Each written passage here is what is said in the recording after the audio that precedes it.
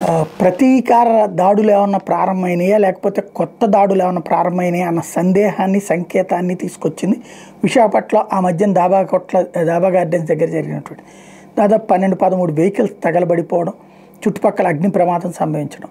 ఎవరో ఆకతాయి చేసిన పని అని అందరూ భావించారు. తీరా చూస్తే ఒక ప్రేమికుడి మీద పగతో, తన ప్రేమని కాదని వేరే అమ్మాయిని పెళ్లి చేసుకున్నాడన్నటువంటి కసితో ఒక ప్రేమికురాలు చేసిన ఘాతుకం అన్నటువంటిది ఇప్పుడు తాజాగా బయటపడినటువంటి అంశం.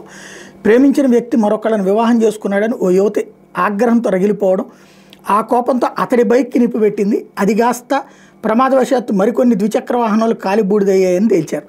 విశాఖపట్నంలోని బర్మా క్యాంపుకి చెందిన 27 ఏళ్ల యువతి డాబా గార్డెన్స్ విశ్వనాథం రోడ్డు ప్రాంతంలో ఉంటున్న వ్యక్తిని 3 ఏళ్ల నుంచి ఇష్టపడుతోందట. 2 ఏళ్ల కిందటే అతడు మరొక యువతిని వివాహం కూడా చేసేసుకున్నాడు. అప్పటి నుండి అతని మీద కక్షగట్టినటువంటి ఆ యువతి ఈ నెల 29న తెల్లవారుజామున ఆ యువకుడు ఉంటున్న అపార్ట్మెంట్ దగ్గరికి వెళ్ళి సెల్లార్లోనే అతని బైక్ నిప్పెట్టిందట. మంటలు చెలరై పక్కన ఉన్న మరో 13 వాహనాలు తగలబడ్డాయి. భవనం ఎదుట నిలిపిన మరో 4 బైకులు పాక్షికంగా దెబ్బతిన్నాయి. ఓ ఫ్లాట్లోని గృహోపకరణాలు కాలిపోయినాయి. మొదట గుర్తు తెలియని ఆకతాయి చేసిన పనిగా భావించారు.